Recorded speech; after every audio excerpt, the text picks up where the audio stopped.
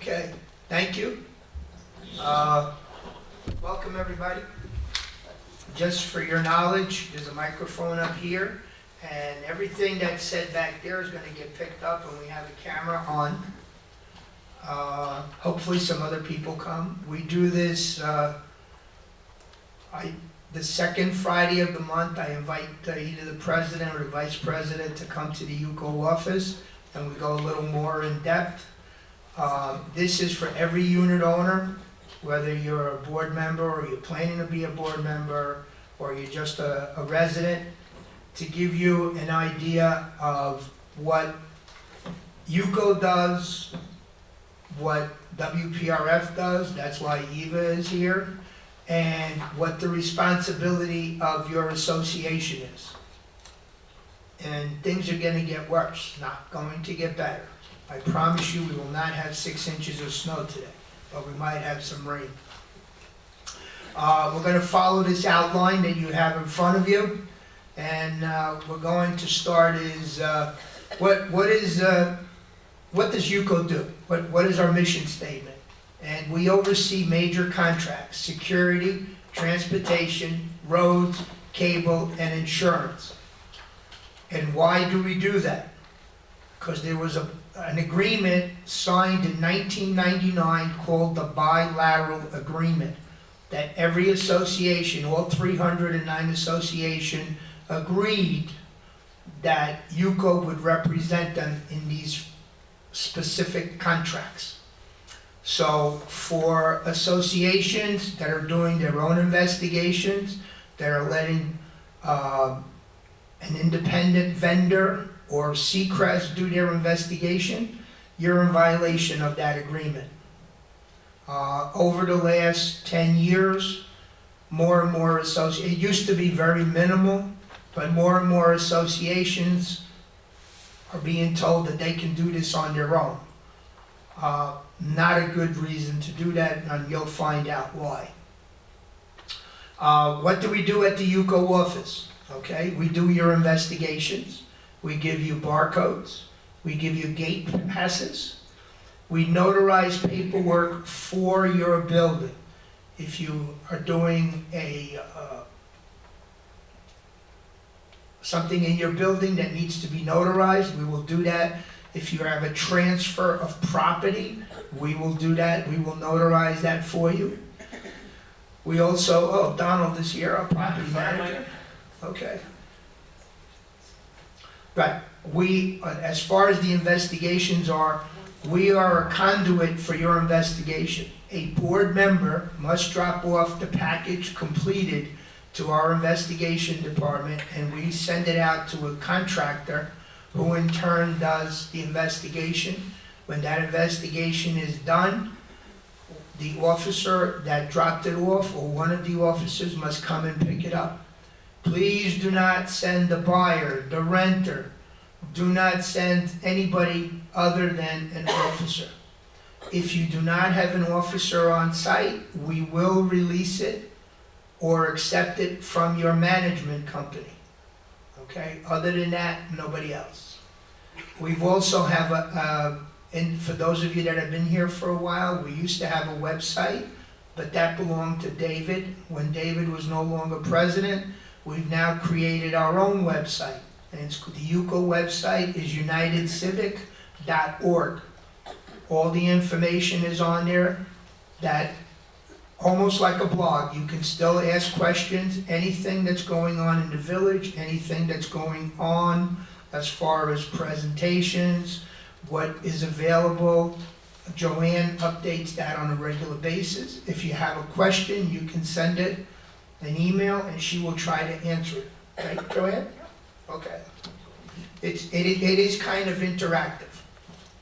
Okay. We have investigation paperwork. If you have a sale of a property, you can come in. We will give you the proper documentation for an investigation, for a sale or a rental. Okay? Please read the directions. We have a lot of realtors that are coming in and they rip off that front page That front page tells you very plain, very clear, that the application must be filled out, a check must be made to the association, and then the association in turn writes a check to UCO. It's right on there, right on the front page in bold letters, nobody reads it. Okay? So, right, and don't send a realtor with a note. We've had that, where presidents, I don't feel good today, so here, take the paperwork from the realtor. We're not going to do it. Realtors are not gonna drop off paperwork. All right, next, why do you wanna use UCO for investigation? If you use UCO for an investigation, and when you get your paperwork back, you have a question, if this person has something dubious on their either financial records or criminal records, okay? And you want an attorney's opinion without going to your opinion, you ask, you fill out a paper, we will send it, and we will get you a legal opinion as to whether you can or cannot reject the individual. You don't have to take that opinion, but it's one way of doing it. If you have your own attorney and you still have questions, go to your attorney. Now, if you reject an individual and for some reason you get sued, there is a $5,000 deductible. If we did the investigation and you got a legal opinion from us, we will cover that $5,000 deductible. Does that make sense? Okay? If you don't use us and you do it on your own and you get sued, it's going to cost you $5,000 right off the top of the head.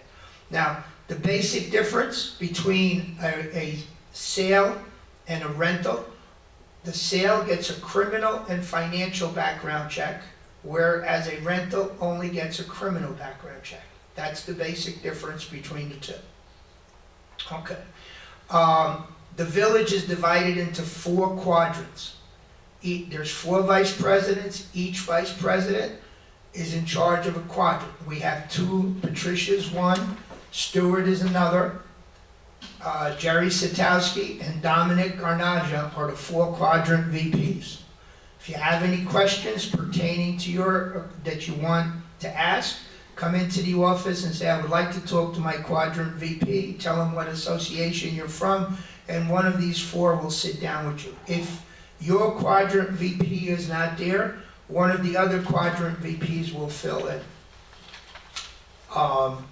The most important part is we're there to guide you. We're not there to give you legal advice. And 90% of the questions are, well, I want to throw this individual out, and how do I do it without spending money? It's a legal opinion. Can I reject somebody? We're not going to tell you that. That's your attorney's advice. So the most important thing, the only advice that we cannot give you is legal advice. Okay. Now, there's been a little bit of a scuttlebutt recently that a lot of people can self-manage. You don't need to hire Seacrest or Gallagher or Pruitt to manage your building. Not a good thing. You should have a management company, because your management company, 1, will help you through your annual meeting. We'll make sure that the paperwork gets out on time. You have an annual election, there's a criteria. The letter has to be sent out so many days before. You get an intent to run for office. Your second is where you have a ballot where people that are actually you're going to be voting on. There will be proxies. Management companies will also help you with your budget. When you get the budget back and you get those papers, review it. They don't have all the answers. Only you know your specific building. Your officers should be looking at those, look at your actual expenses, and see if it's within what they're promising you that you need to do. They also you have to file, this gentleman right here, after the annual election, they will give you a form, if it's Seacrest, to update your SunBiz. They will do that for you. That's where there's 309 corporations. Everyone has to be listed with the state of Florida. You must list who your officers are. They will do that. The second part is, in order for your building to be represented at delegate assembly, you have to fill in a delegates form, which is separate from what Seacrest gives you. That's available at the front desk.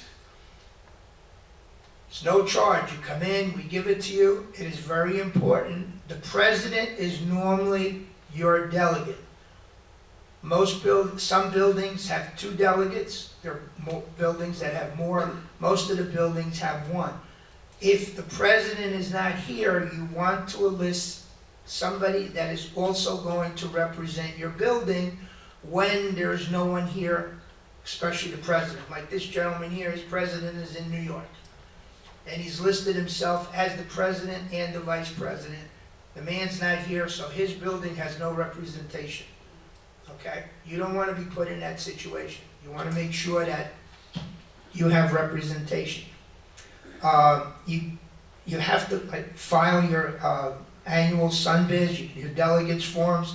If you're an officer and you have a problem with an individual, your management company will be more than happy to send you a letter of violation, whatever that is.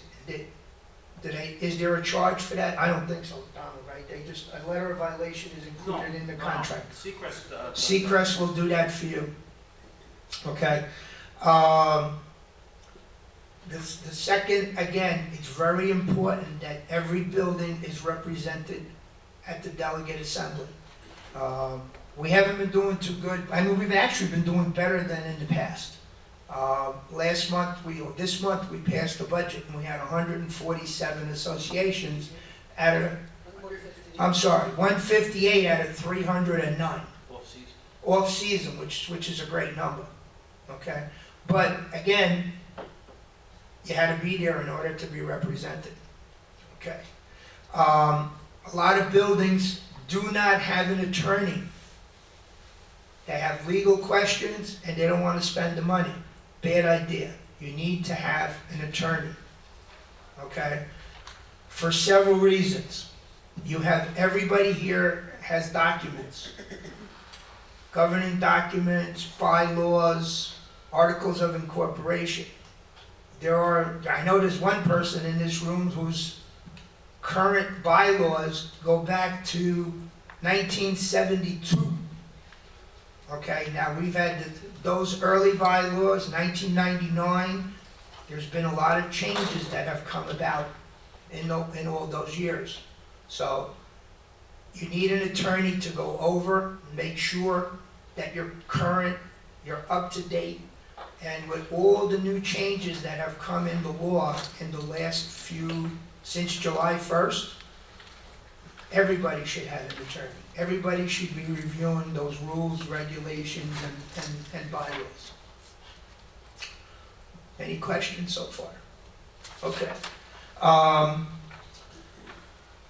Everybody knows, is there anybody here that's an officer in your building? Okay, good. As of July 1st, you know that you have a 4-hour mandatory course that needs to be attended, okay?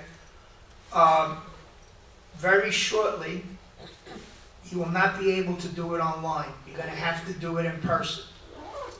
Once you do it, there's 2 parts to it. We just found out that DBPR, those of you that have been around for a while, after you went on the board, you signed a paper that you read your rules, regulations, bylaws, and you know them inside and out.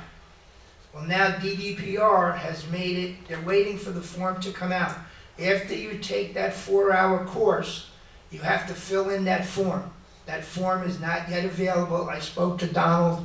As soon as DBPR has that form made up, we will get it to you to make sure that you sign it. But they haven't decided what you're going to do with that form. If you just have to hold on to it, or if you're going to send it in, we don't know. But it's a 2-part form to complete the 4 hours. Now, once you've completed that form, it is now good for 7 years, as long as you remain on the board.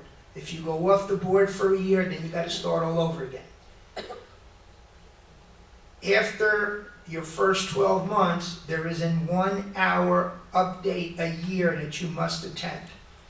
And I know that everybody's saying, wow, I gotta spend 4 hours. Well, we're lucky, because if you're an HOA, you have to do 8 hours a year of class time. We only have to do 4. So we got away with, somehow they like us better than they like HOAs.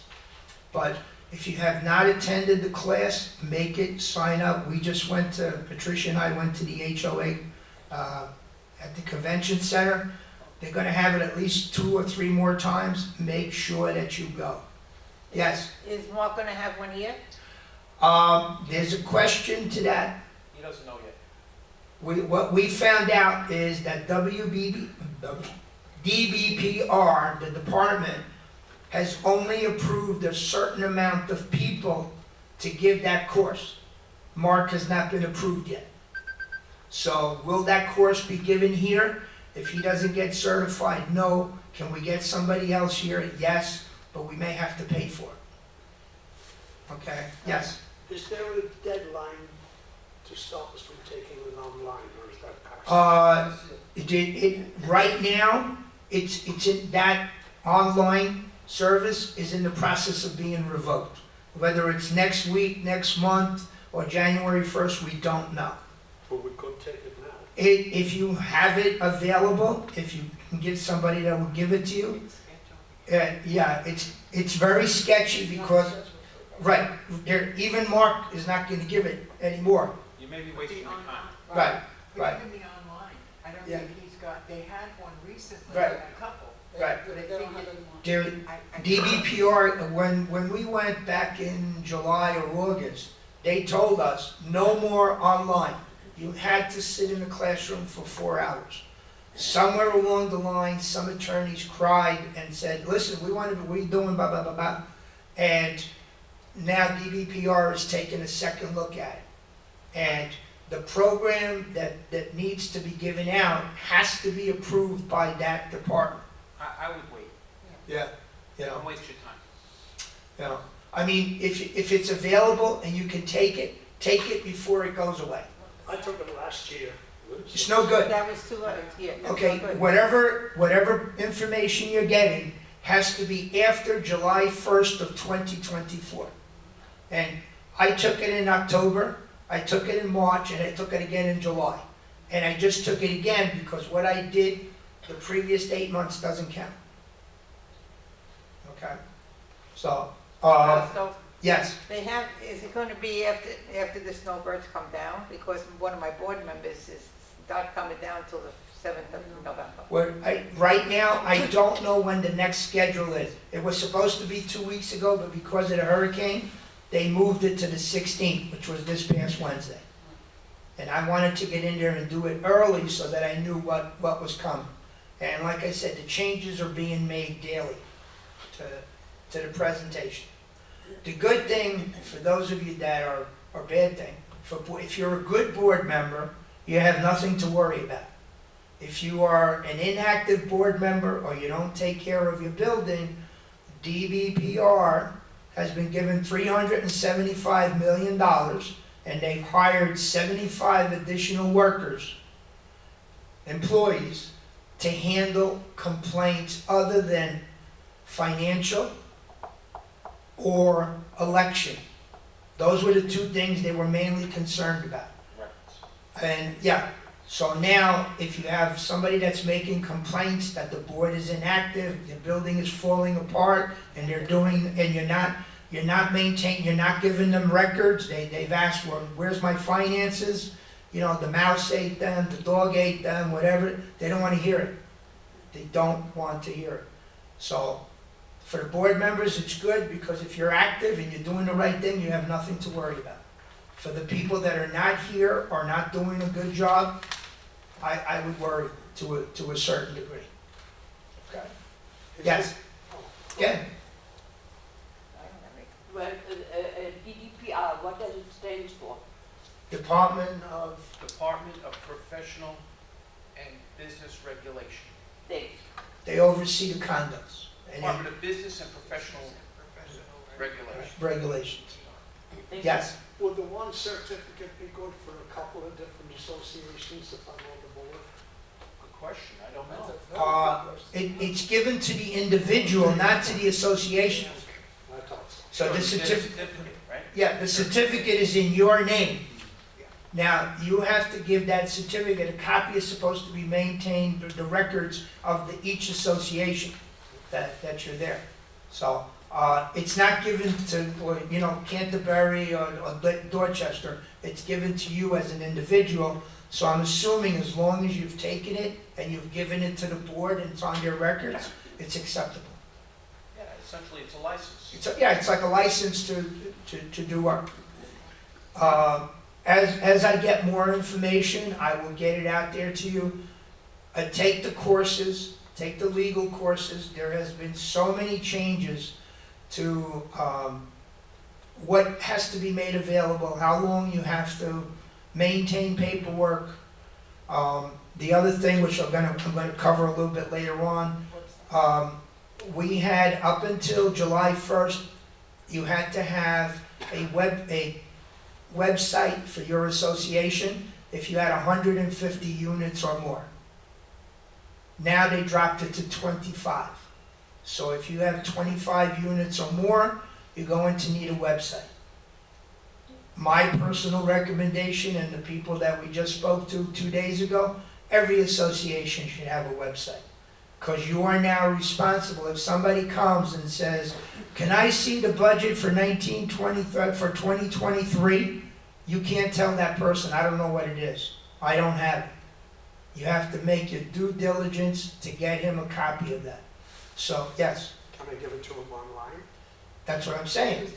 That's what I'm saying. If you have a website, somebody wants to know, like, what is articles of incorporation? What are my bylaws? I don't know, I can't find it, I'll print you a copy. You direct the individual to the website. They require all of that on there. Now, required on there, if you have, let's say you're replacing your windows in your apartment. That particular permit needs to be on that website. Any work that's done in your building by any unit owner has to be accessible to anybody that asks for it. Yes, but without a website, I keep everything on files. Right, So if I have the financial reports for last year on file. that's fine. If No, you're talking about emailing. I'm emailing. Right. You need to, instead of having it on your desktop or on your computer, it needs to be on a website so it's shareable. Yes, we understand. Because right now, Yeah. you're the only one that has access to that information. You have to make it accessible. To everybody. All the board members have Okay, access to it. well, if you're organized and you have that, that's all fine, well and good, okay? But for people that are not organized or they don't have that information readily available, all the building permits, everything pertaining to estimates that you got for work must be maintained for 7 years. Fausto? Yes, The statute actually says that any unit owner has the right to inspect a record. right, Yeah. Now, Yeah. by all means, if you can send a digital file to that person and that person accepts it and is satisfied, you've complied with the statute. But not everybody can look at a digital file or wants to. And in that case, you will probably need to make an arrangement for that person to meet and physically inspect the records. They do have the right to do that. Can they insist on giving it to them in paper? Yes. not And, only and, and you have the right to charge for that. right. Inspecting the records costs nothing. You put it on a table. The other thing, it's an individual owner or a duly representative of that individual. So if his attorney wants to look at your paperwork, it's a lot easier instead of him having come to your house and sit down and say, here, give me these files. If you have a website, just goes to the website and he picks and chooses what he wants. It's coming, sooner or later. I mean, 2 years ago, they went to 150 units or more. And in less than 2 years, it went down to 25. Something happens to you, you get sick, or you're not there, and your paperwork is It's a lot easier for somebody else to say, go to the website, it's readily available. You know, it's my recommendation, and that, yes, sir. What's the website address? You have to create one. Oh, You have to create your own website. oh. You have to okay. get a guide. Right, you have to hire someone to create a website Oh, and make it accessible to everybody, and there's a criteria that Florida statute says you must have available. Your bylaws, your articles of incorporation, your bylaws, and any, minutes of every meeting that you've had, election reports. yeah, you For said, the- you said something about you No, that's for UCO, that's for us, yeah, Hey, that's what I want. unitedcivic.org. It's right on the front page of the papers that we gave you. Yuko website. Right, Oh, the paper we got. yeah, it's right on there, okay? Yes, Also, the problem is, how are we gonna keep it up?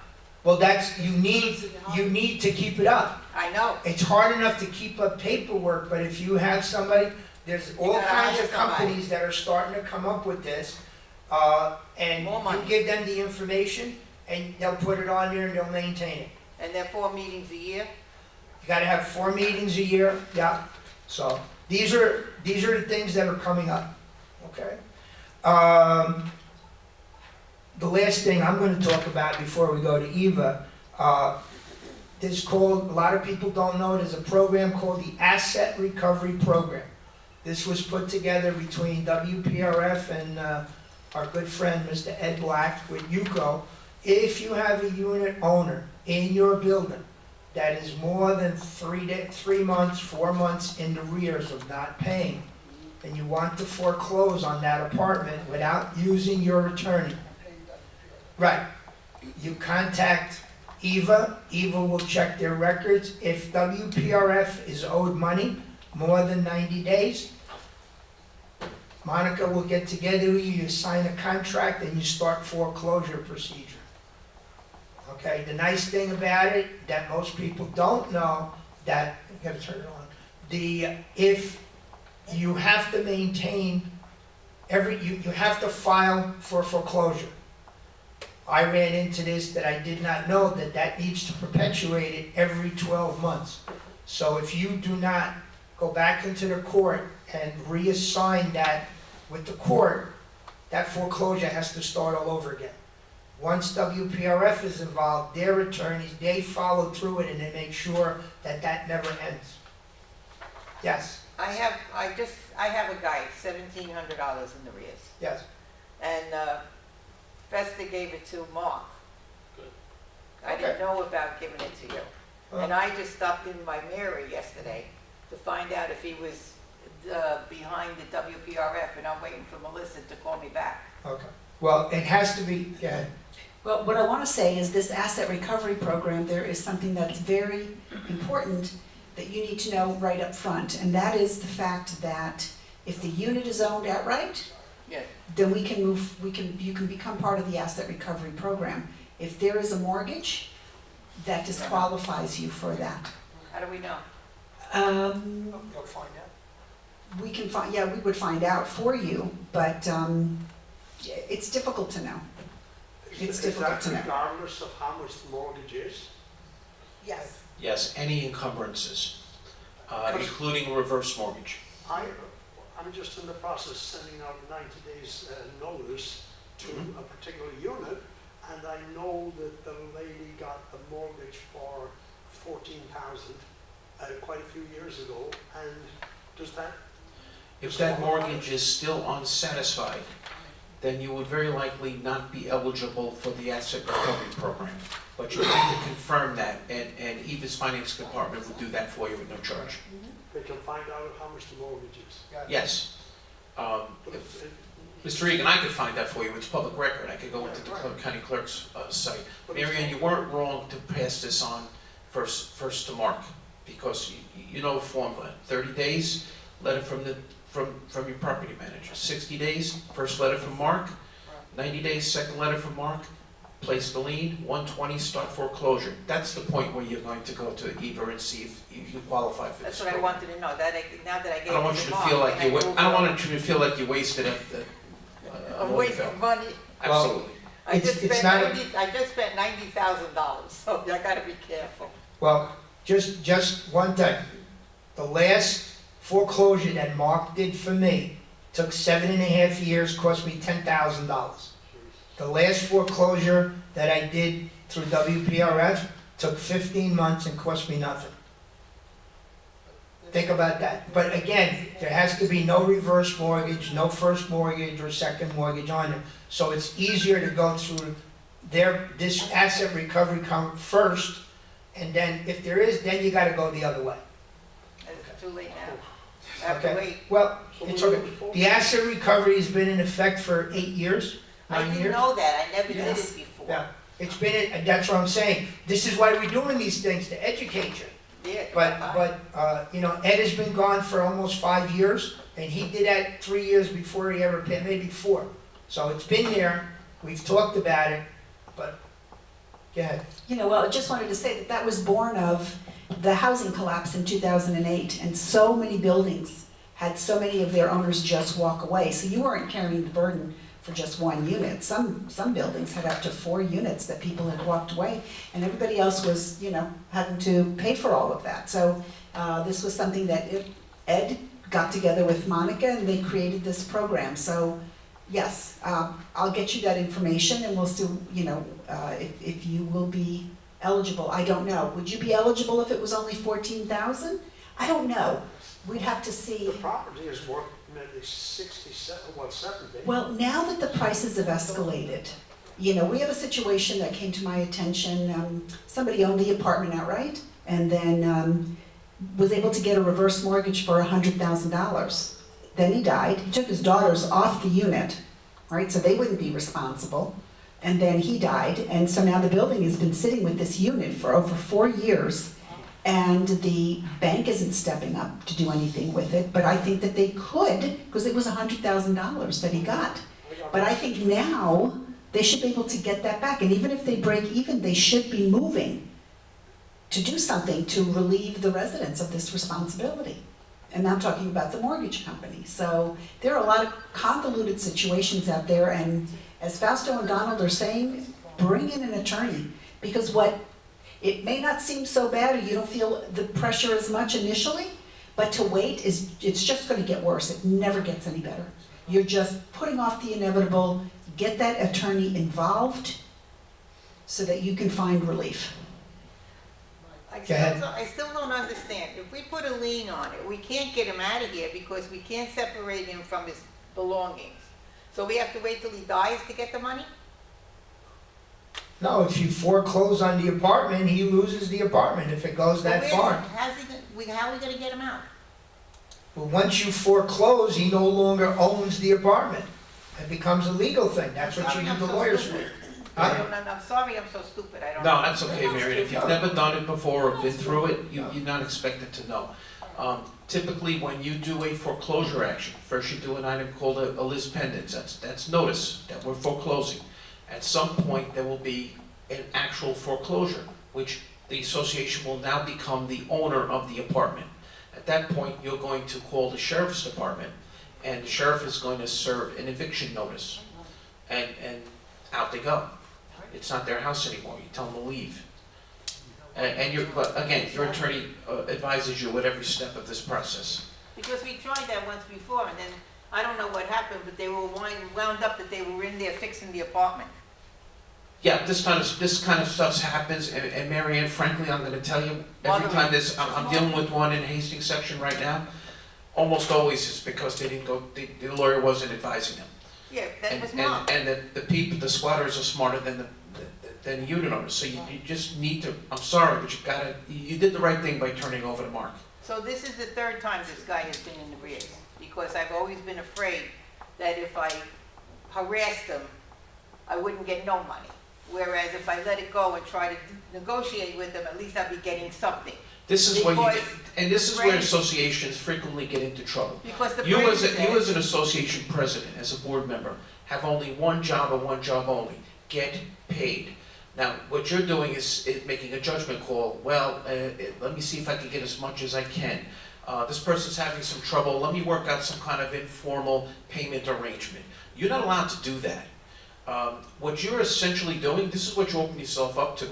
When you give forbearance to an individual unit owner, well, let's sign a paper, you'll do it $500 a month until you're paid up. You're essentially giving an interest-free loan to a favored unit owner. And that could get you in trouble too. You have only one job, get paid. 30, 60, 90, 120. Just follow the steps, you can't get in trouble. And nobody could say you play favorites. But Donald, the thing was, you can't separate the guy from his belongings. Yes, you can. So therefore, Yes, you follow the can. law. Once you So I was working with become that. your association becomes the owner of the apartment. It's your apartment now. Now your lawyer goes to court and gets an order of ejectment.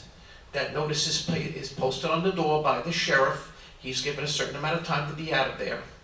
And then on that date certain, his belongings are removed and put on the curb. And I call the garbage man. And the lock on the And door, right? change the locks on the door. And by the way, once you have that court order, you give me a copy of that court order, and that person can no longer get past our gates.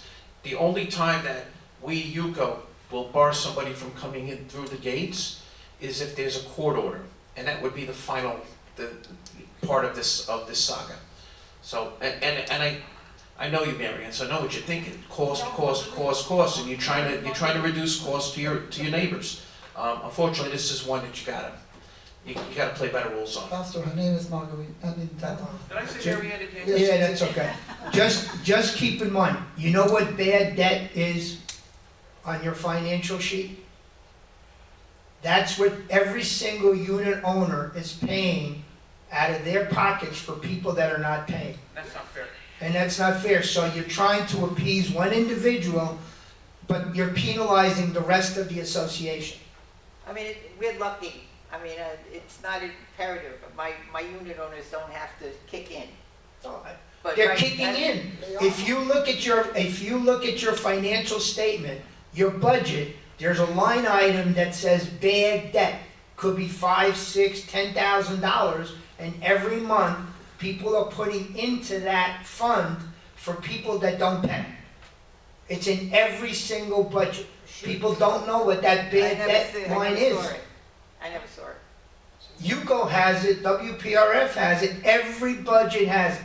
So, it should have it, yes, unless you have 100% millionaires that could just write a check. Well, I'm And lucky. even then- And even then, you have that line. I'm lucky. All my people pay. Okay, but This I'm is- just this- saying, This is new, this dickhead.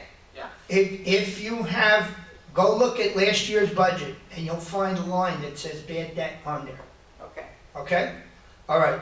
I'm sorry. We give gate passes at UCO, and just so that a lot of people are not aware, a gate pass is where a unit owner asks for an individual to come into the village.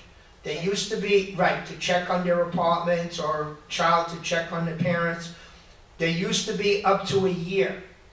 Now it only goes up to 6 months, okay? That does not allow the individual to go on the rec facility. He can't go to the theater, he can't go to the pool. It is only go to the individual unit that gave him that permission. I'm gonna turn it over to Eva, I'm getting lost for words, yeah. I'm thinking of bread. That's all I'm thinking of.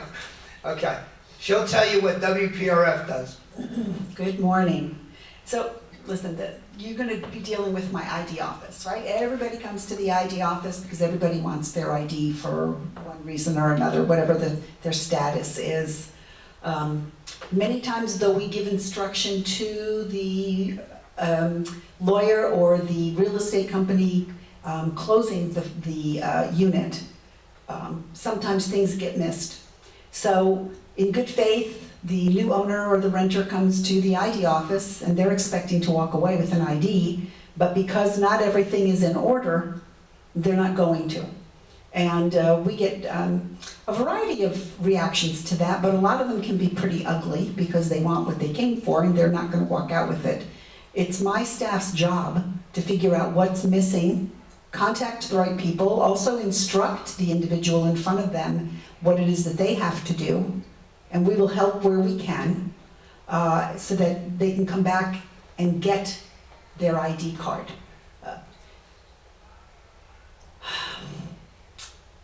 We, just again, there, I'm with you in the same boat. Thinking about bread.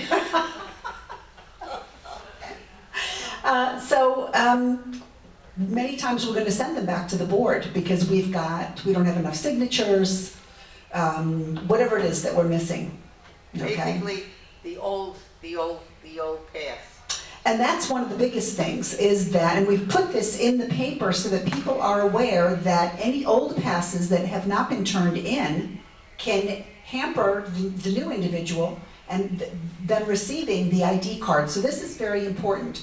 So you know that with renters, the owner has to turn in their ID cards to the ID office. We hold them because they're not allowed to use the facilities. Their renters are given that privilege. So even a lot of times you have someone who's living by themselves, they don't have kids, or they do have kids, and the kids come after the parent has passed, and they just throw everything out. And that means even the ID card. Or they tell us they threw it out, but they want to keep it as a memento. I get it. There's usually a $100 charge. You know, depending on the individual situation, I will waive the $100 and I will approve the issuance of the ID to the new owner. All right, we're a little bit more firm when it comes to renters and that the owners have not turned in their IDs for us to hold because they don't have the use of the facility. They've given that privilege to the renter. So we also now have, it's the same form, which is your certificate of approval, but that's key to us giving out the ID because you as the board are telling us what you want us to do. That's not our decision, that's your decision. All right, but we've tried to give you definitions for each ID so you can choose the right one.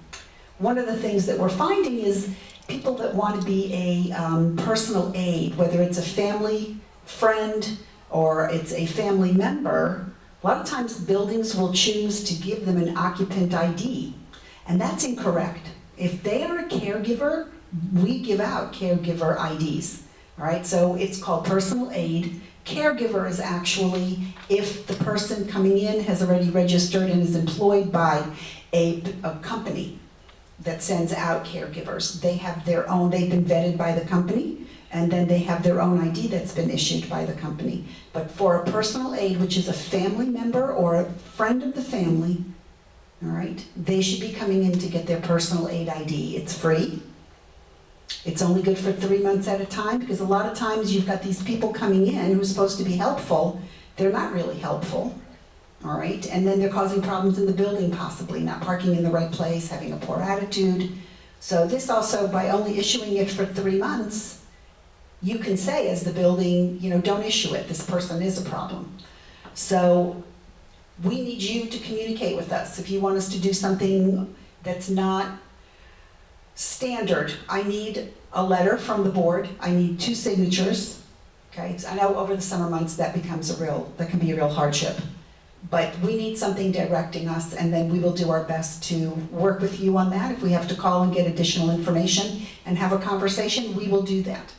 So know that you have that leeway, and we've got the open door, and I get involved very often, but you can talk to Heather and JM, and we'll talk you through, explain everything so you make the right choice. You don't want to give somebody a card that's good for a year, and then they turn out to be a problem within a couple of months. How do you get it back from them? Barcodes are great. They can deactivate a barcode like that. We don't get that privilege with the ID cards, unfortunately. And then you're stuck with this person if they won't willingly turn it in because you want to rescind their pass. So just know that we're here to work with you in any way that we can. Not be difficult, but to work with you, educate, and get the proper paperwork in place.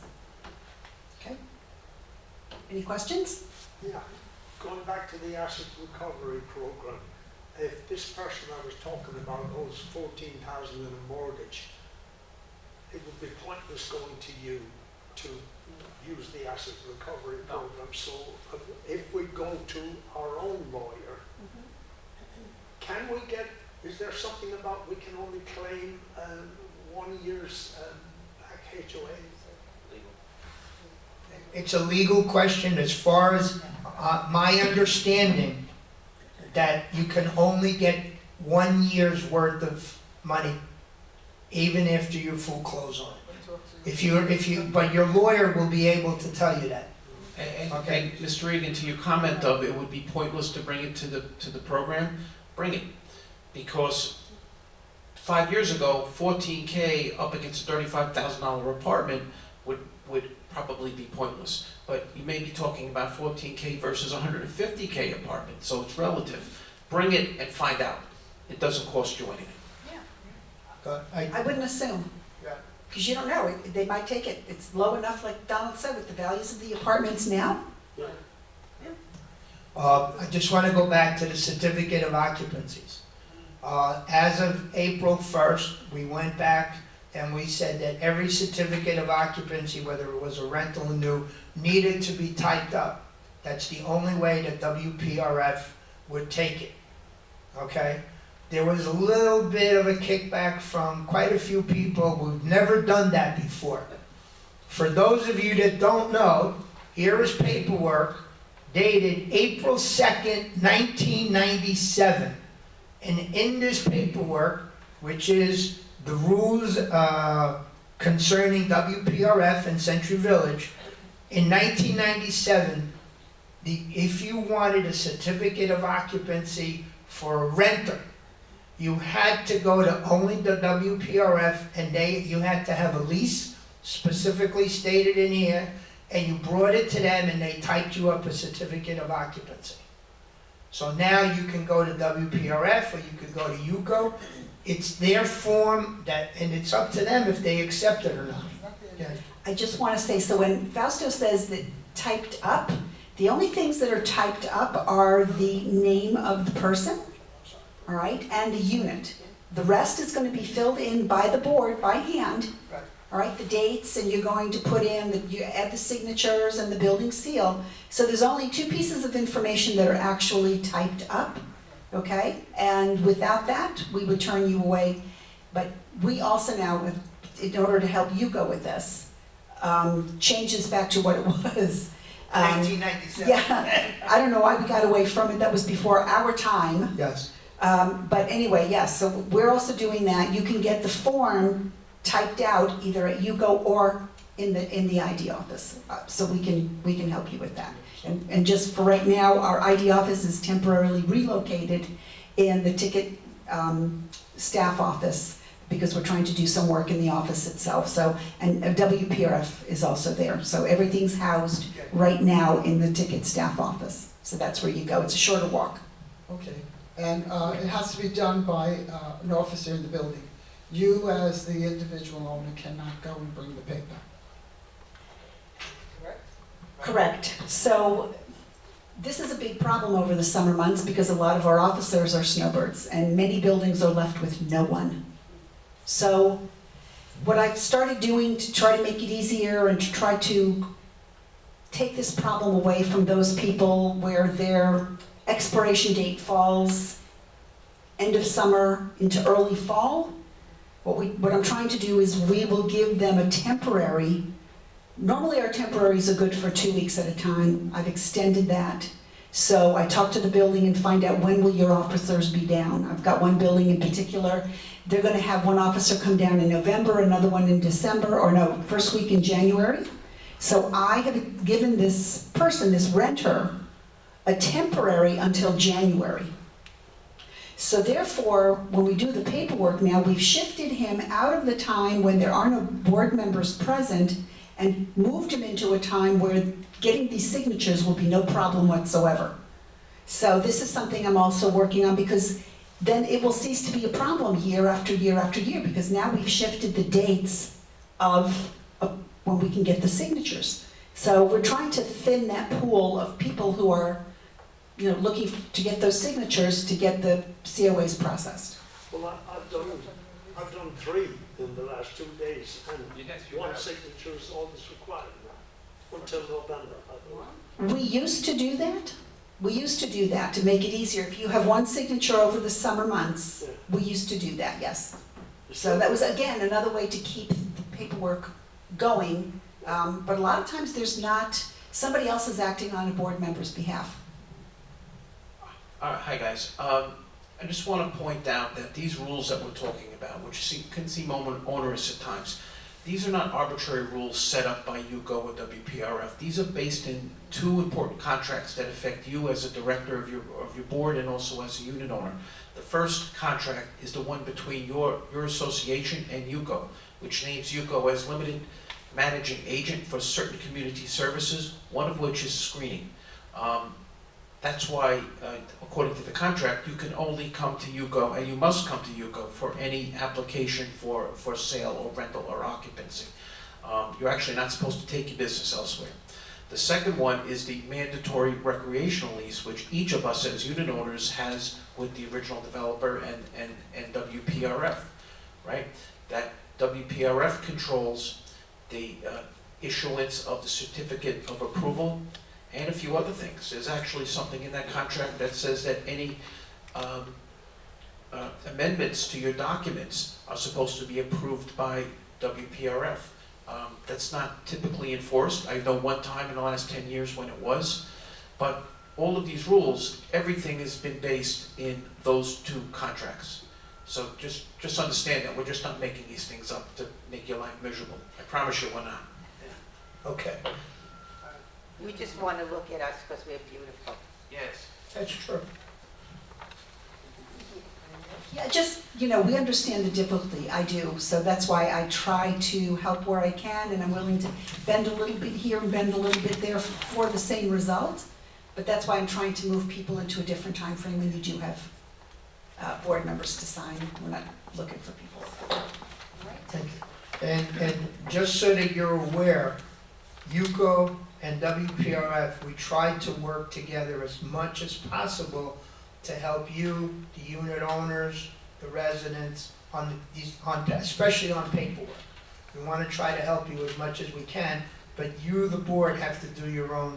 And I'm getting a little tired of hearing, well, I'm 92 years old, I'm sitting on the toilet bowl, and I don't have time to drop off the paperwork. If you do that, guess who should you be calling?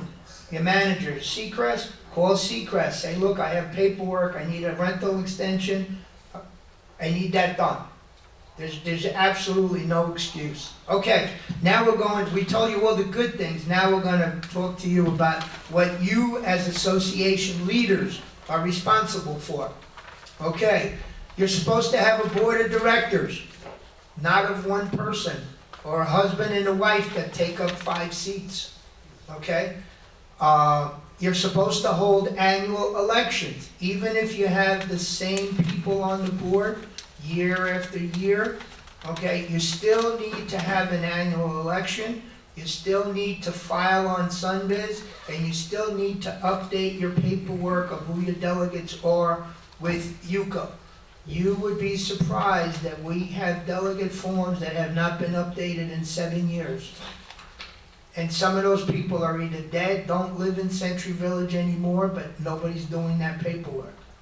It is very important that your building comes to delegate assembly and you get a vote. Not only do you vote for who runs UCO, who runs Century Village, but you need to be able to go back to your building and do your job. You gotta maintain your building. You need to walk around with your management company.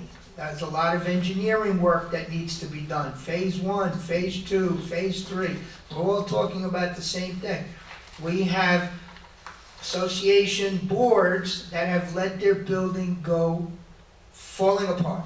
I was gonna say a bad word, but when we actually have a building inside Century Village, and those of you that get Donald's report, that the entire second story has people are told they can't live there. Condemned by the county. And guess who they're holding responsible? Nobody. The board disappeared, the board doesn't want to know. Those people, what can you do? Vote those people out, put new people in there. You're taking somebody's residence away by you not doing their job. In the one particular building, I think they tried to blame the management company, right? Seacrest? Yeah, in one Yeah. case, yeah. Yeah, in one case, they said, oh yes, it's Seacrest's fault. Seacrest, has actually walked away from maintaining that building. They're afraid that their employees are going to get hurt. Okay? You gotta maintain your building. Work with your management company, know who you would be surprised, well, who's the CAM that works with you? I don't know. I have building presidents, building officers that come in, and they have no idea. Oh, no, you think it's a guy with a yellow shirt? No. Is it Seacrest? Is it Pruitt? A lot of people don't know. Work with your management company. Now, over the years, I remember when they used to walk around once a month, then it became 2 months. Now it's quarterly, and they're pushing for semi-annually. But there's nothing wrong with the board walking around the building, and if you see something, contact your manager and say, hey, listen, I just saw a piece of concrete falling down. Help me out here. Okay, use your management company. That's what they're there for. Proper paperwork for sales or rentals. It is your responsibility as board members. If you are a renter and you know that your lease expires December 1st, don't wait until November 30th to go to the board and say, oh, my ID expired. Or go running to Eva, I came through the guardhouse and they took my ID away because it expired in September. It's your, you gotta, if you are a renter, make sure that you get your landlord to give you 30 days in advance a copy of your new lease. Give that to the board, and the board will give them time to provide you with a certificate of occupancy. Don't send the renter, don't send the realtor, okay, to do your job. And if you do your job, like I said, if you do your job earnestly, and we have a file, in my building now we have no rentals, but when in Canterbury, we actually had a file, and we would look once a month to see whose lease was up, and we would go to the renter and say, listen, we need a new lease. Not too many people do that. It's amazing how many people have expired IDs. We confiscate, between both 40 or 50 a month? Yes. Between WPRF and UCO, we confiscate over 40 or 50 IDs a month. People don't understand what the word expired means. Yes. Okay. Again, very important, all board members need to be certified. Discuss that a little bit. Your association should have delegates and go to delegate assembly. We passed out a package. The last 2 months, we had Joanne did a wonderful job getting the finances out there, giving you a month, not 1 day, to go through it. You were able to ask questions. She's readily available. If you don't come to the meetings and you don't know that this is going on, you're missing out. You should have, every officer should have a list of every single unit owner in your building. Who's there? You have a water leak.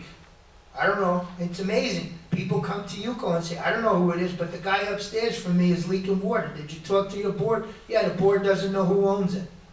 Come on, let's be realistic. You gotta know who's the unit owner.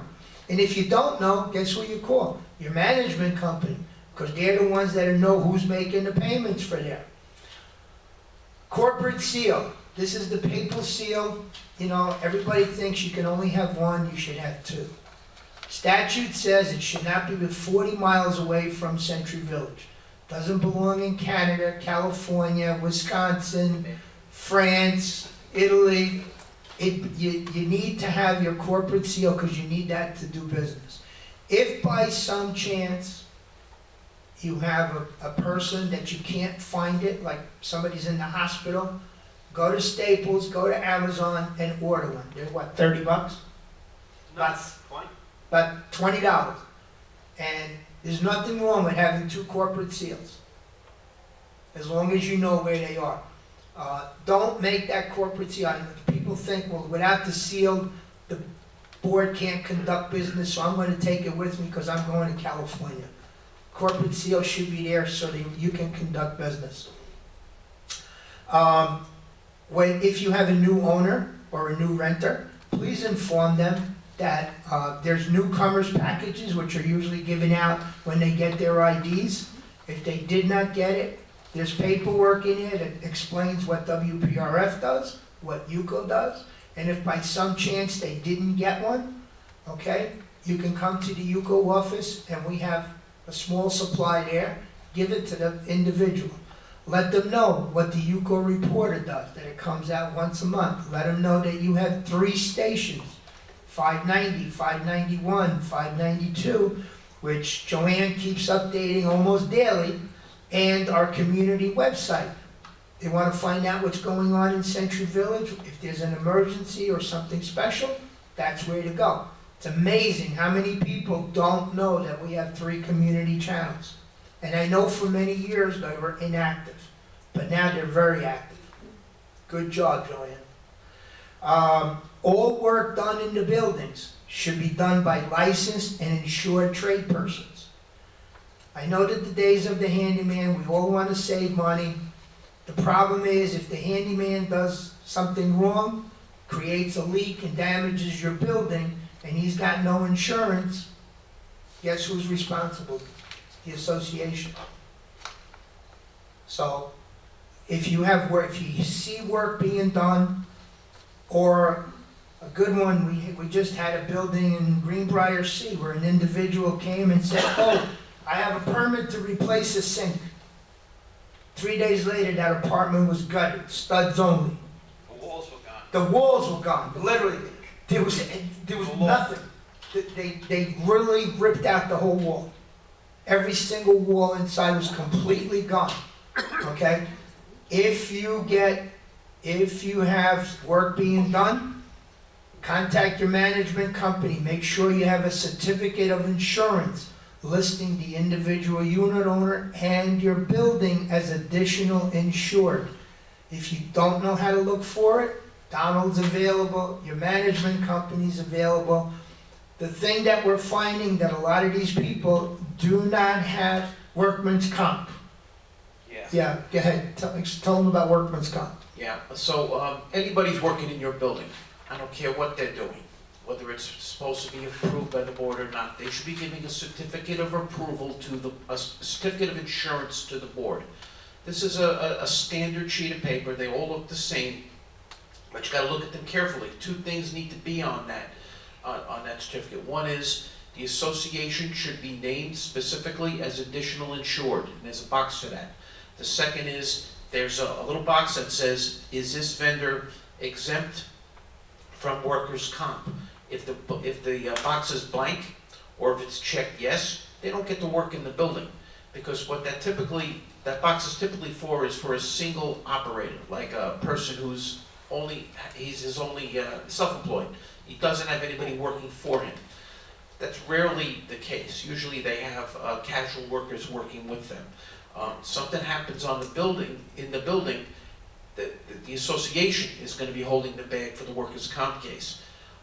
Unit owners typically go with the vendor that charges the lowest price. Well, sometimes the reason for the lowest price is they're shuffling off the insurance liability onto the association, and that's one of the ways they do it. If you've never seen one of these before, bring it to me, I'll look at it, bring it to your property manager. For those of you with Seacrest, Matthew Henry is particularly good at looking at those certificates. 99 out of 100 times, it's not going to be a problem until it's a problem. So there's that. I want to add something to that. I had some work done in my unit. They gave me a certificate, I looked it over, I said, not good enough. It doesn't cost them any more money to put my name and the association's name on it, which they did. And boy, was I happy I did that. I had big problems. I had to let the guys go who were doing it, and I called the owner and I said, you have to come, you have to see this mess. He says, well, I'm too busy. I said, okay, I'll call your insurance company because I have your certificate here. And they put holes in the wall, they did a lot of bad work, and I'm going to put in a claim. He was there the very next day with his wife, came in and was shocked at what he saw. He said, he told me he's almost finished. I said, do you see any work finished? So he himself, the owner, And another guy came the next day. He says, well, we could do it next week. I said, nope, I'm gonna call your insurance company. I'm not living in this dirt. And he came the next day and he did the work. So that piece of paper is very beneficial to you. Okay, we're almost done, where you can get to ask questions. Okay. For those of you that are board members or renters, find out what a common element of the building is.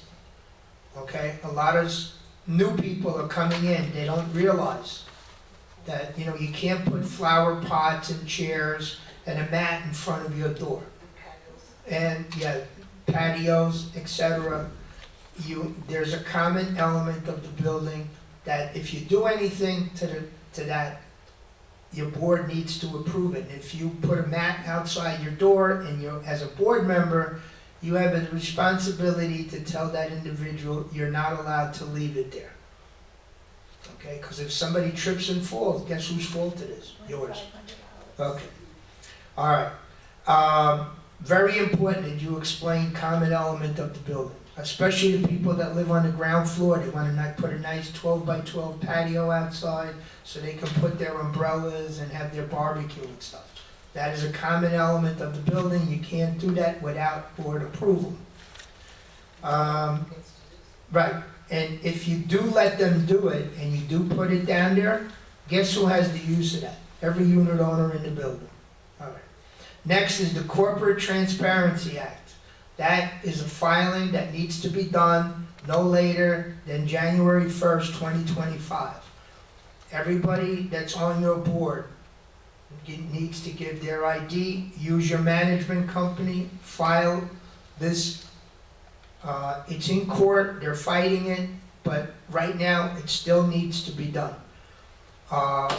People are saying you can do it yourself. We personally do not recommend it.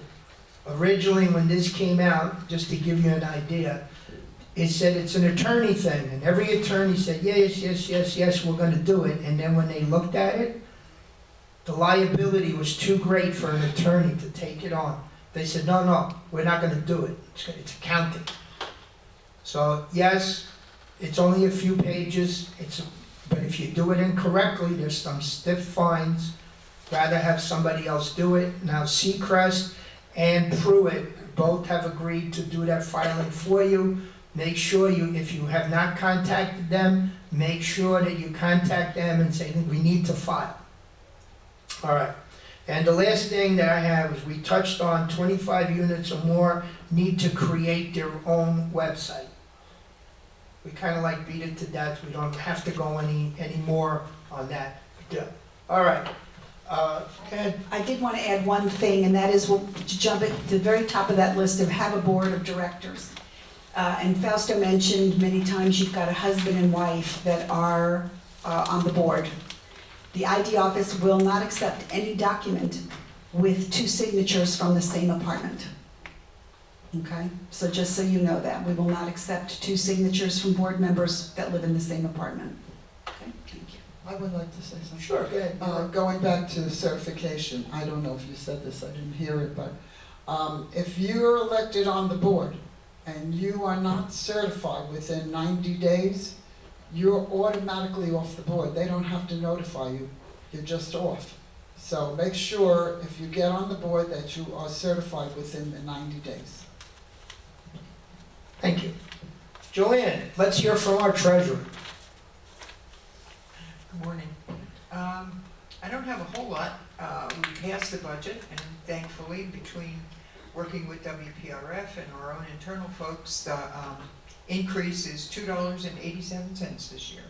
And it's about $7 to the plus side on UCO and about $4 minus, so. $4.56. Then the net effect is $2.87 increase, which I think is spectacular. We're still providing every service, we're maintaining everything in the village. We've dug into these budgets so, to the nth degree. We had 2 town hall meetings. I'm there in the office for anyone that has any questions. So now it's on to the associations. That's the next step. The associations need to get with, the management companies have all been given the approved budget now, and they can work with you to come up with what you need to maintain your building. Because our big concern is your reserves. We're seeing some buildings that are incurring some enormous costs for concrete work, for structural integrity studies that reveal some very surprising things. So we really want to emphasize, it's great that we're maintaining everything. We're trying our best to keep our operating budget down so that you can focus on your reserves, so that you can maintain your buildings without having to go out and do a huge assessment because it's a surprise. Don't let it be a surprise. Start putting money away. If we can keep our operating budgets to a minimum, then you could start squirreling away some extra money so that when that concrete work happens, when that structural study reveals something surprising, you're prepared. So that's on my treasurer hat. On my communication hat, I'm in charge of the broadband committee, and we are resuming some studies, and there's a lot of talk around the village about what's going on with the Breeze Line account. And the good news is right now we're talking to Breeze Line about beefing up their ability to provide the equipment that's in the contract, et cetera. So we're doing a lot more interacting with them.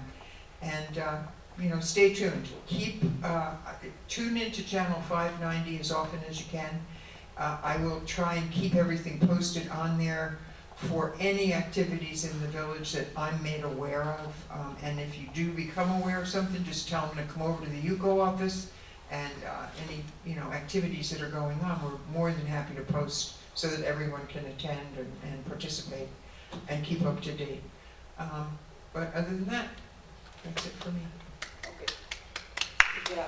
Good job. Patricia, I know you want to say something about transportation. I know you've got to talk about transportation. Because you said you have to. What is that? Very, very quickly.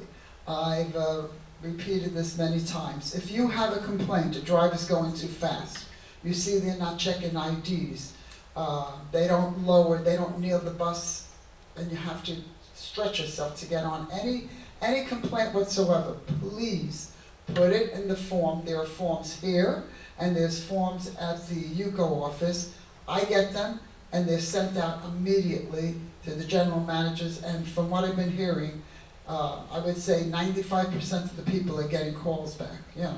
If you have a compliment too, it works the same way. So don't just ignore it and say they're not going to pay attention to me. We do, and we do want to know what's going on with the buses. We don't want anyone to get hurt. We don't want any fights. So please, if you have any complaint, just put it in writing. That's all I have to say. Thank you. Well, of course, when it goes out, someone came in and they said, the bus driver ignored me past the stop. I said, well, put it in writing. Mom said, yesterday, it was months ago. That's not going to happen. You have to put the date, the time, your name, your telephone number so they can call you, and the complaint. Do it immediately. Don't wait. And like I said, then they answer in a timely fashion. Also, one other thing, the excursion buses were put on hold for a while. I didn't get any response of the community wanting to go, any interest of the community wanting to go anywhere, so we put it on hold for a year. And my meeting is the first Tuesday of every month. Yes, sir? Oh, you're not ready? Okay. Sorry. I don't see too well. Thank you. All right. Stuart, you have anything that you would like to add as a vice president?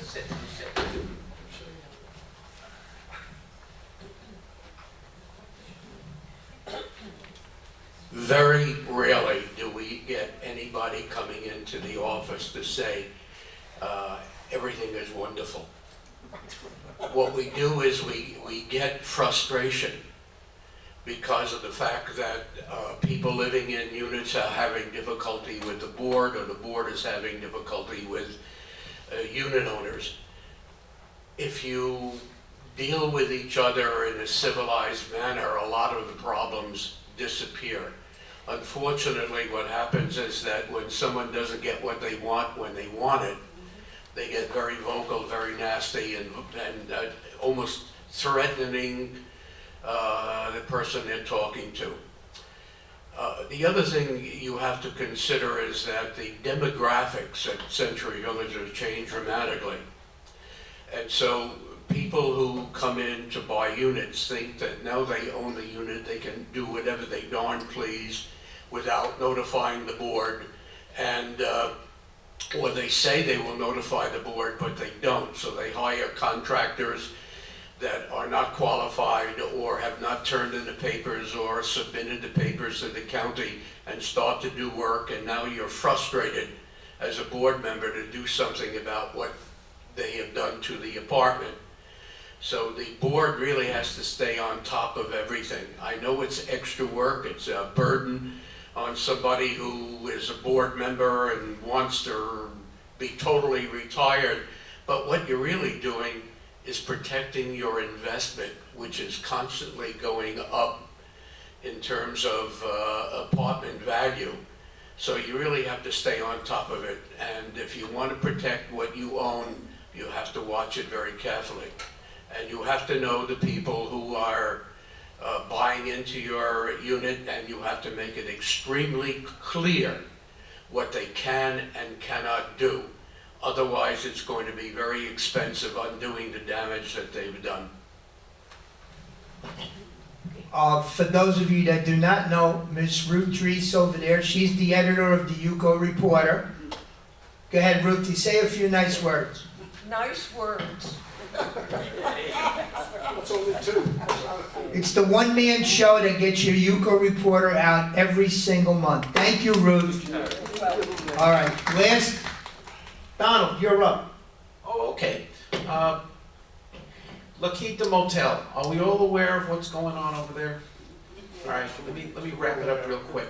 The county is currently, as of this morning, still in negotiation to purchase the motel to be converted to some form of public housing. First, it was supposed to be a homeless shelter. Then we heard, well, no, we're gonna make it for needy seniors housing. And we've seen no real plan. What I've been told by our commissioner's deputy this morning is that the negotiations continue. They still are interested in buying the property, and the staff is working on an operational plan, something that the commissioners can vote on, approve or not approve. We really need to get on top of this and let all of our commissioners know that the vast majority of our community is against this for a number of reasons, and UCO is firmly against this, as Fausto said in his statement to the commissioners last week. There is a Board of County Commissioners meeting next week. This is not on the agenda, but if it becomes on the agenda at that meeting or next meetings, we will have buses to go down there. We're going to make sure we get as many people as possible there to make them understand that this is going to be a problem for us, and it will be a problem for us. That motel is already a security issue for us that we have to pay attention to pretty much every day. We had a resident of that motel wander onto the property yesterday, completely disoriented, drunk, and had to be walked off the property. Can you imagine when it becomes the entire hotel is full of people that are placed by social services? What will this cost us? Money. We're going to have to spend more money on more cameras and more guards. It's essentially a tax. I personally don't think that's fair. I'm a unit owner, same as you, but that's me. All right? That's kind of all I have for this week, guys. Thank you. Just wanted to let you know that Mark Levy himself has reached out to say that he was going to lend his voice backing UCO and residents in this effort as well. He's speaking against it. My understanding that we got a letter from Brian Mast's office, Congressman Brian Mast, right? That will be published in the next month's paper. 2 ads. One is where he is totally against the development of the La Quinta into anything other than what it is. Okay? So, and that will be in our paper. Okay, do you have any questions for us? Go ahead. Have you ever considered putting a list in the UCO office of bad contractors We can. for people to report? Mr. Egan, we used to have a good book and a bad book, and it was kept at the front desk. On legal guidance, those books went in the garbage, especially the bad book.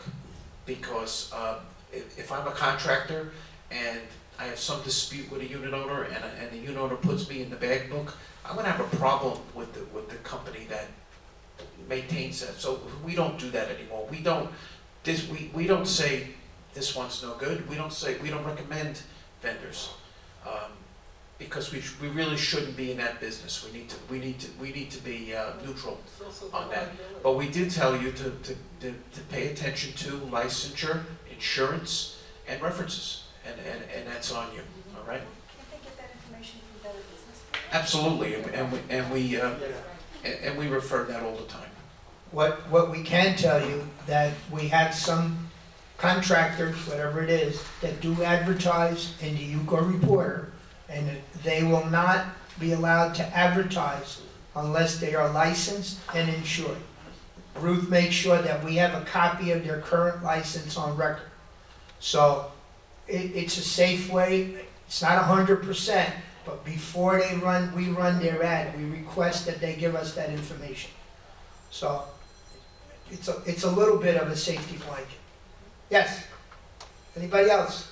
Yes? I had a person who needed an extension of occupancy, and she is on the board, so she's not entitled, for her partner, so she's not entitled to go to WPRF and sign that paper or bring the papers down. Absolutely not. Absolutely not. You cannot sign your own paperwork for something that you need because the other board members may not be in agreement, right? So right. So, no, nobody can sign their own paperwork for a pass that they want for their own apartment. It has to be signed by other board members. It's just at the time, she was the only board member in the association that was here. Use your management company. Does it make sense or no? Oh, yeah. Okay.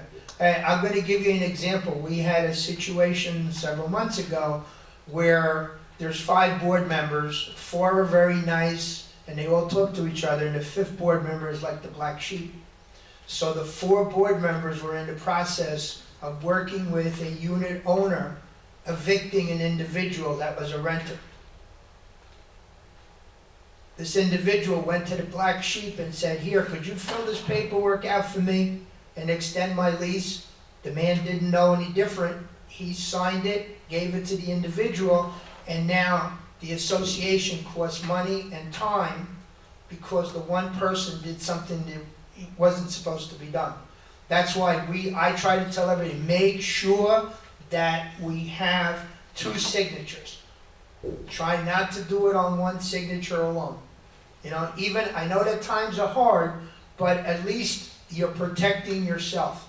Because you never know, there's always the black sheep on the board that feels left out or wants to be more important.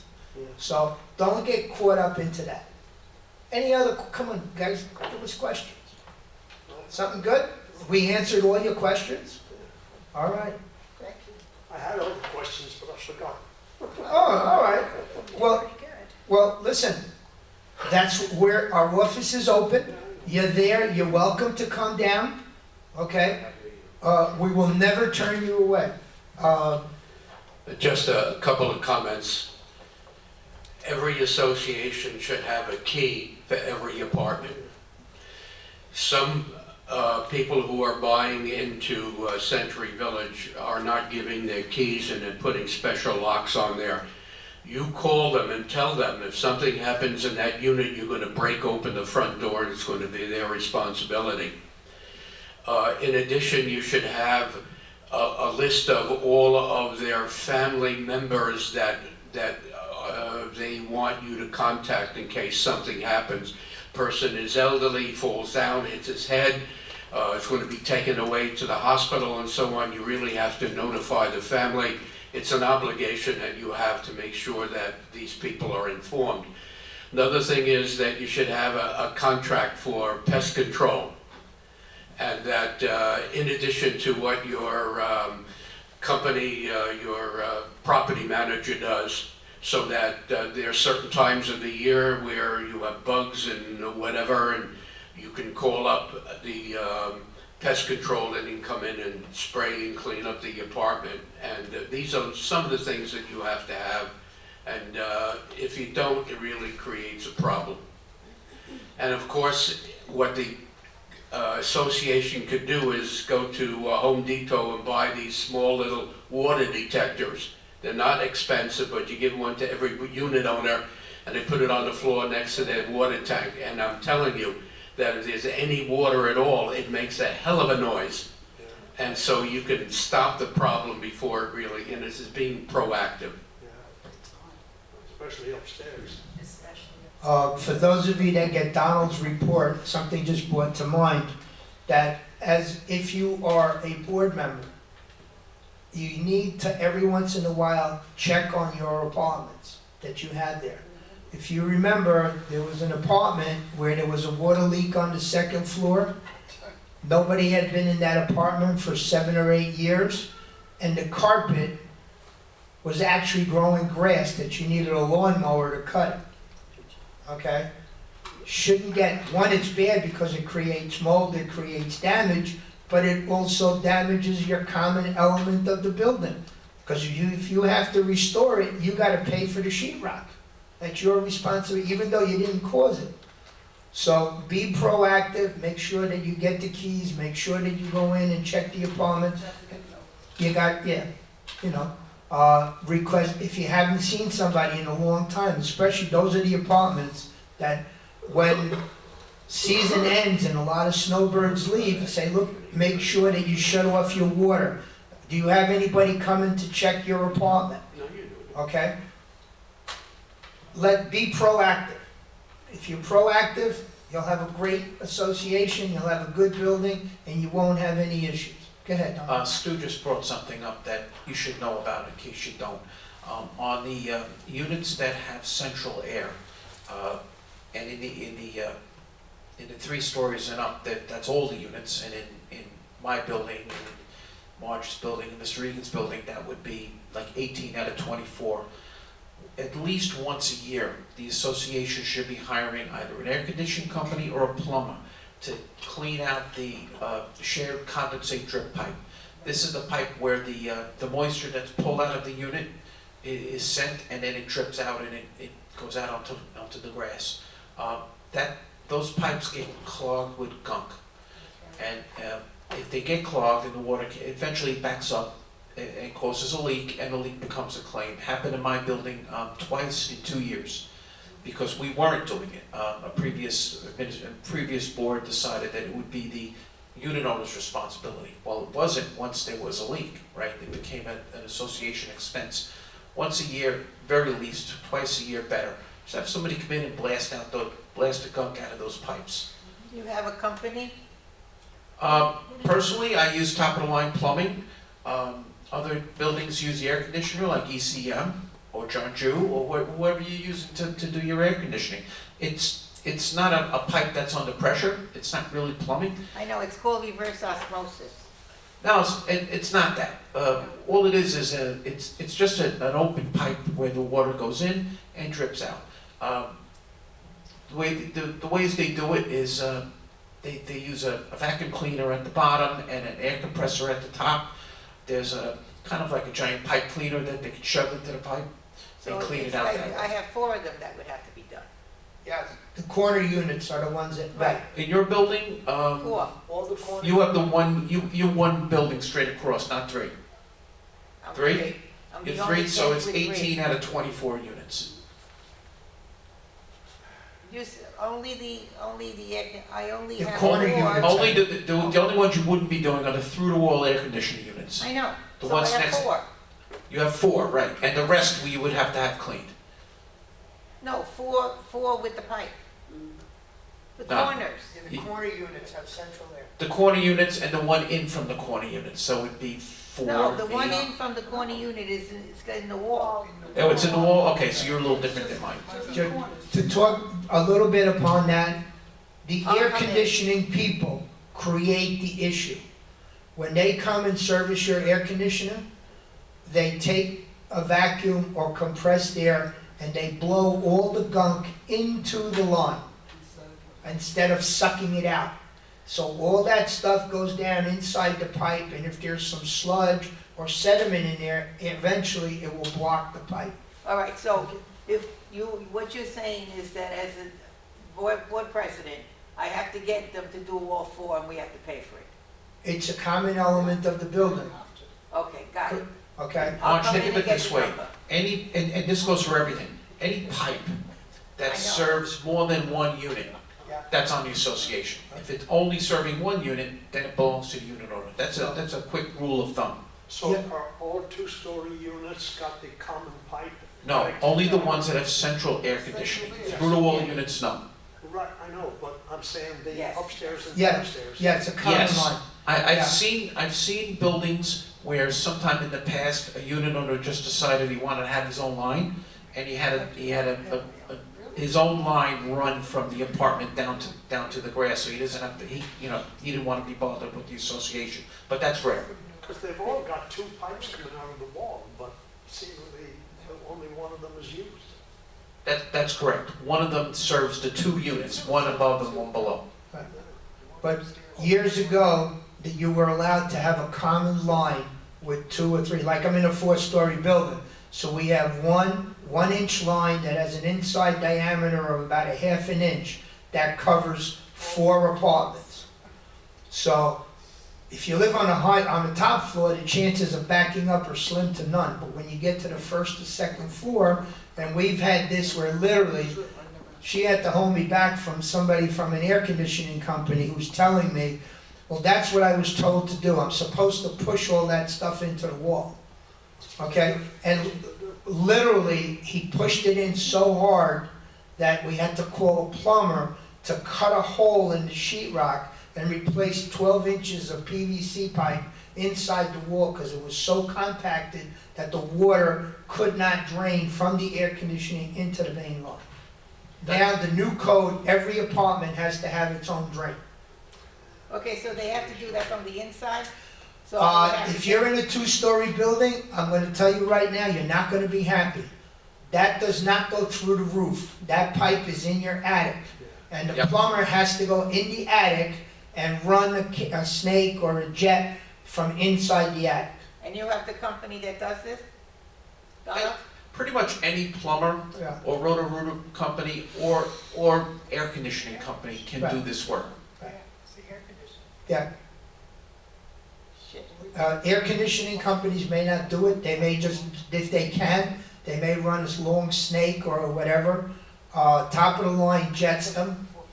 I don't think he wants to go in the attic anymore. The last time I talked to him, he wants to put a little like door or an Yeah. opening on the second floor in the hallway and cut the pipe, put a cleaning port there so they can just run it from inside without going into the attic. You know? It just, I don't know why, the vent should be up through the roof, but for some reason on the 2-story buildings, it vents into the attic. It does not go through the roof. Yes, ma'am? And it's the association's responsibility to clean it. Yes. Yes, Also, the water heaters yes. downstairs have that pipe, don't have a pipe too that goes outside. Yes, it's funny you should say that. And I Marge. told Festa one time, I said, I want all them done. He says, what are you, crazy? He says, it costs almost $1,000. Yeah, but you have to do it. It's funny you should mention that because just across the street in Northampton, and I didn't know this until this week, some of the sections were built before, I don't know, 73 or something, where they were allowed to, the hot water heater pipe, the drain pipe that you just described, in Northampton, they actually connect to the same pipe as the air conditioning. Yeah,